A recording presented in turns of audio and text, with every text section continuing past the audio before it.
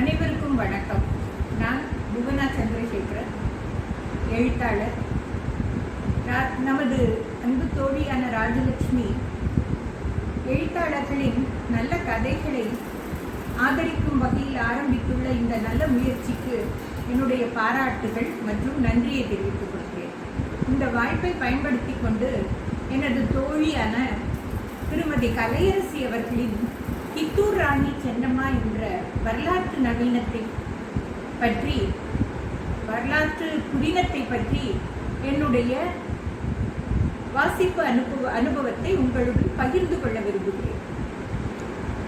முதலில் கலையரசியை பற்றி எனக்கு தெரிந்தவற்றை உங்களுடன் பகிர்ந்து கொள்கிறேன். கலையரசி வங்கி பணியில் இருந்து ஓய்வு பெற்ற பின் சிறார் கதை உலகில் தனக்கென்று ஒரு தனி பாதையை வகுத்து கொண்டு சிறப்பாக பணியாற்றி வருகிறார். இவருடைய கதைகள் பாரதி புத்தகாலயம், வானம் பதிப்பகம், நிவேதிதா பதிப்பகம் மற்றும் பல பதிப்பகங்கள் வழியாக குறுநாவல்கள், சிறுகதை தொகுப்புகள், குறுங்கதைகள் என்று வெளிவருகின்றன. தமிழ்நாடு பாடநூல் நிறுவனமும் பாரதி புத்தகாலயமும் இணைந்து நடத்தும் வாசிப்பு இயக்கத்தில் இவர் தன்னலமில்லாத சேவை செய்து வருகிறார். பாராட்டுகள் கலையரசி.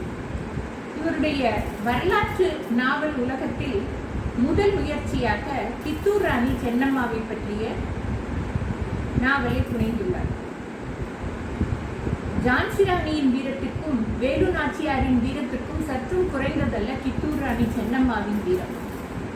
காகதி இளவரசியான சென்னம்மா கித்தூர் ராஜா மல்லசர்ஜாவை மணந்து கொண்டு அந்த அரசியலில் ஆற்றிய சாதனைகளை பற்றி இந்த கதை பேசுகிறது.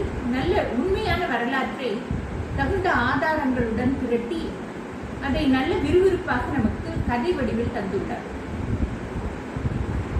கித்தூர் அரசியலில் மராட்டிய பேஷ்வாவும் கிழக்கிந்திய கம்பெனியரும் எப்படியெல்லாம் தொல்லை தந்திருக்கிறார்கள் என்பதை படிக்கும்போது நம் மனம் பதைபதைக்கிறது. அனைத்து சதி திட்டங்களையும் வெற்றிகரமாக முறியடிக்க வேண்டும் என்று முழங்கி வாளெடுத்து போர் புரிகிறார் சென்னம்மா. எந்த தருணத்திலும் நான் உங்களுடைய மிரட்டலுக்கு அடிபணிய மாட்டேன், என் தேசத்தை மற்றவர்களுக்கு அடிமைப்படுத்த மாட்டேன், எங்களுடைய சொந்த மண் எங்களுடையது என்று வீரமாக முழங்கி போராடி இறுதியில் வீர மரணத்தை எய்திய சென்னம்மாவை வணங்குகிறேன். நமது பாரத தேசத்தின் மிகப்பெரிய வீராங்கனைகளில் ராணி சென்னம்மாவின் பெயரும் நிச்சயமாக இடம் பிடித்துள்ளது.